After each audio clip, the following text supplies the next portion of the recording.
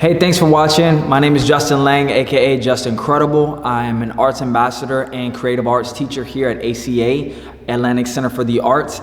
And today we're gonna explore how art can be used for healthy living and wellness. For those just tuning in, our first video was on forgiveness through art. And now we're gonna be talking about processing trauma through art.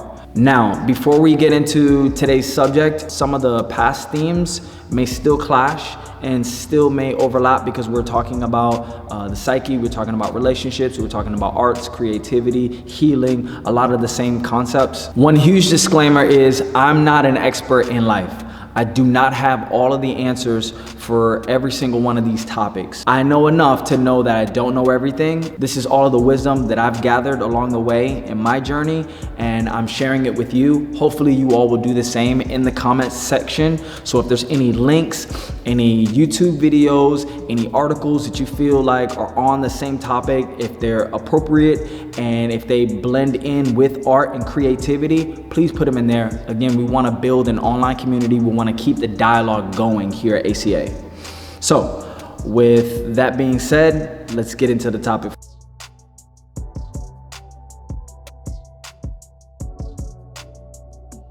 First point that I would like to share is that you are not alone. You'd be surprised on how many people have experienced the trauma that you have experienced and are actually currently experiencing exactly what you're experiencing. Maybe some different nuances, but in general, the same type of trauma. I believe that communities, just like what we're trying to get going here in the comment section, it breeds some comfort knowing that you're not alone. Community builds strength. As creatives, we have open mics and different types of shows and different arenas that we congregate in, and I think it is very healthy to just sit back and listen to people process their trauma, whether they're doing a poem, whether they're doing a song, whether they're reading a book, or if they're dancing out something that's choreographed. I think it's very important to pay attention because maybe they'll say something, maybe one line, maybe one interpretation can give you a new perspective, maybe some new wisdom.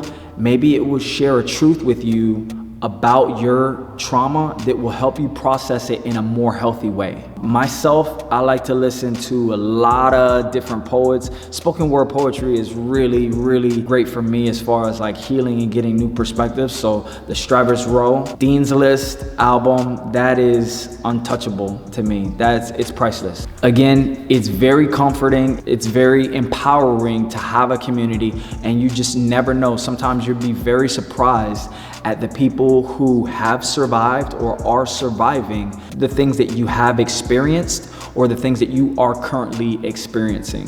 You are not alone. Remember that.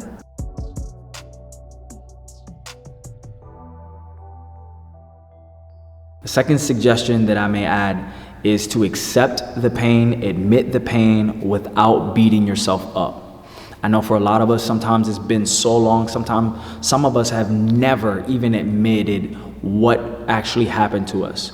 And we want to block that out. We want to repress those memories. Sometimes it's truly dark, it's truly painful, and just saying it out loud makes it feel super vulnerable. There's almost a fear and intimidation that something bad has happened to you and you don't even want to admit it. But there is strength, there is freedom in regularly being able to talk about what happened to you and just break it down exactly what happened to you. Maybe in that situation you had no control, but you do have control on whether you can actually speak about it and to admit the pain. I think that promotes growth and it promotes healing. That's another reason why I believe therapy is priceless. It's because these individuals, this is what they study, this is what they've researched, this is what they do for a living, and their job is just to make sure that you are processing your trauma. You're just processing life in a healthy way, mentally, emotionally. They're making sure that you are moving at your pace to gather whatever control you can and deal with the things that you don't have control over. So I think it's very powerful. It promotes healing a ton, and it promotes growth. Just to be able to admit and to accept what has happened, to at least just break it down. The more you can regularly talk about it without getting emotionally unstable, I think that's telling you that you're healing and you're on a right path of growth.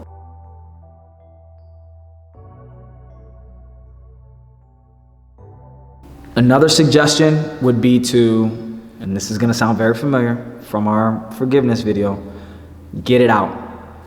Express it, get it out however you can get it out, with your talents, with your gifts, with your skills, with your craft, however you got to do it, whether it's writing it out, spoken word poetry it out, rapping it out, choreographing it out, screenwriting it out, screenplaying it out, whether it's painting it out, drawing it out, sculpting it out, however you have to get it out, express what happened, express your trauma through your arts, through your gifting. There's something liberating, it's something empowering to just declare, this is what happened to me, but at the same time, I'm still here, I survived. You're telling your story. You have the authority to tell your own story. You have the authority to express what happened to you. Other people can say whatever, but this is you. You're telling your own story. Something strengthening about that, something empowering. And I hope that helped.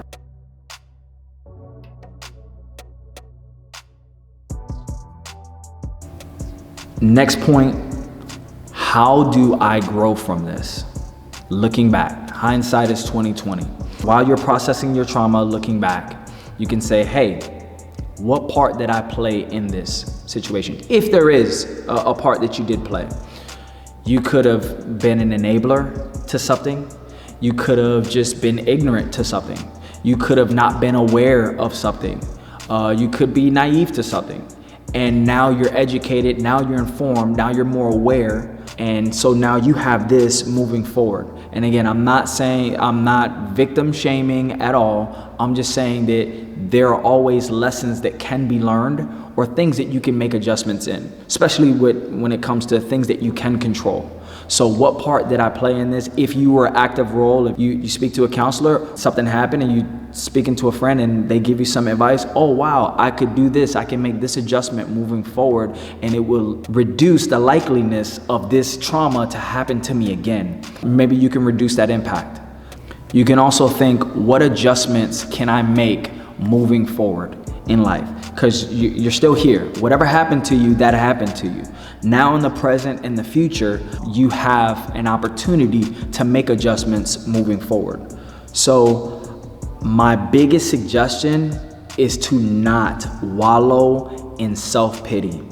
It's a dark place, it's quicksand, you pretty much get nowhere there. It's not gonna help your situation whatsoever, and it's not gonna help the people around you. Please, please, please, it's tempting, it's very tempting, but try your best not to wallow in your own self-pity. You are not the perpetual victim forever. You have control over a lot of aspects of your life. Maybe not everything. I don't believe that we have control over every aspect of our lives, but we do have some control, and you figuring out what parts you can control and you taking responsibility for that and making the adjustments, I think that builds strength, that builds confidence, and I think that would lead to less similar trauma at that same intensity. Now here's something tricky when you're processing trauma and you're figuring out how to grow from something. In some cases, you can be a victim and an offender at the same time. I'm not trying to gaslight you. You can be suffering from something or being impacted by something or someone in a negative way, and at the same time be doing damage to someone else as well, whether that's knowingly or unknowingly. In that case, when it's appropriate, when it's applicable, I believe, like always, try to do your best to make amends wherever you can. So I think that has a huge part in processing trauma and moving on in a healthy way. If it's a situation where you're the victim of something negative and at the same time you are an offender in some way to someone else, try to make amends as best as you can. Lastly, I'm going to demonstrate a piece of art that has to deal with processing trauma. It hits some of those previous points that I was speaking to you all about. I believe that you all can do the same. You've already gotten it out. You've already expressed it with your gifts and talents. Now I want you all to take it to another level and possibly use some of those bullet points, or maybe all of the bullet points as guidelines to sharpen your piece of art. So this is one of those situations where someone is more of an offender than a victim, but nevertheless, this is one of those situations. Overall, this is trauma on a family unit. It's entitled Not Ashamed, or Not Ashamed of My Past. Here we go.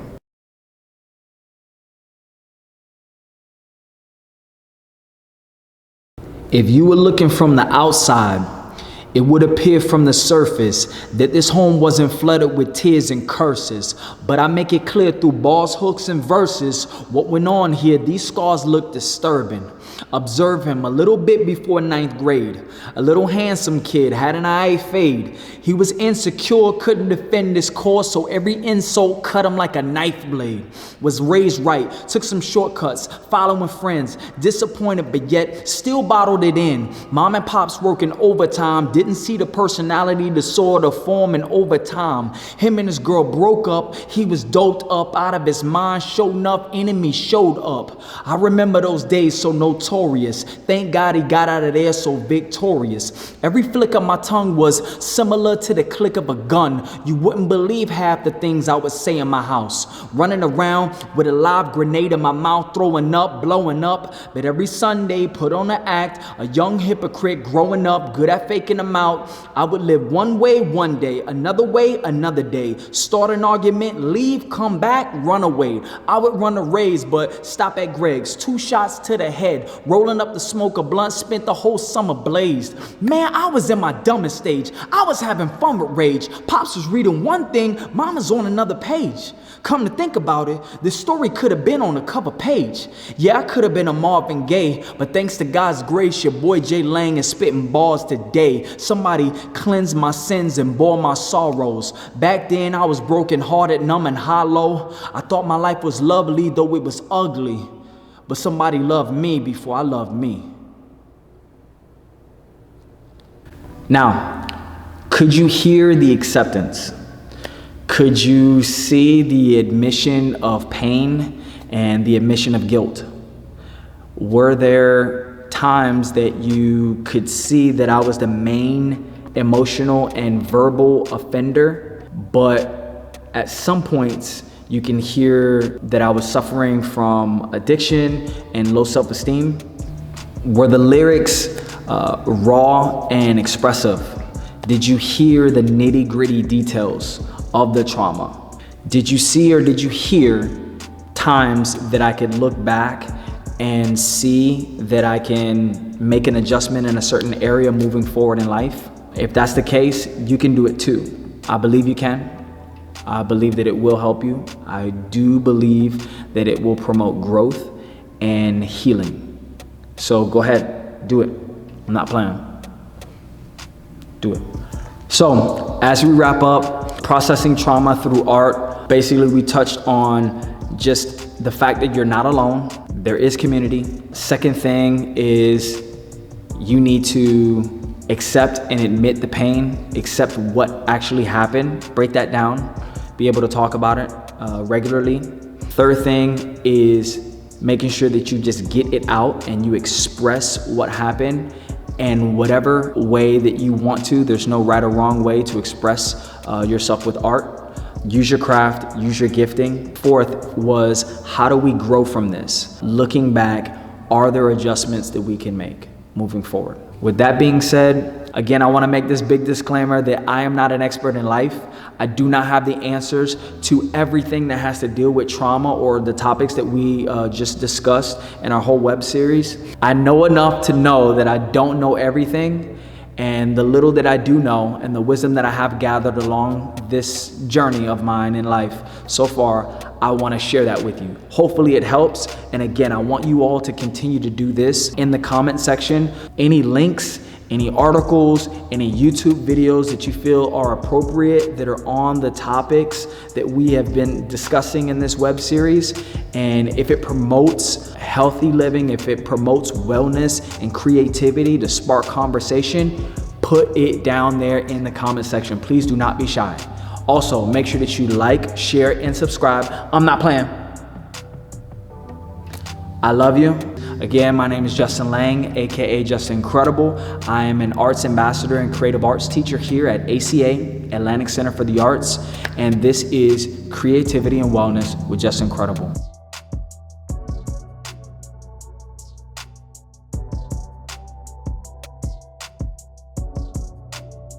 We out.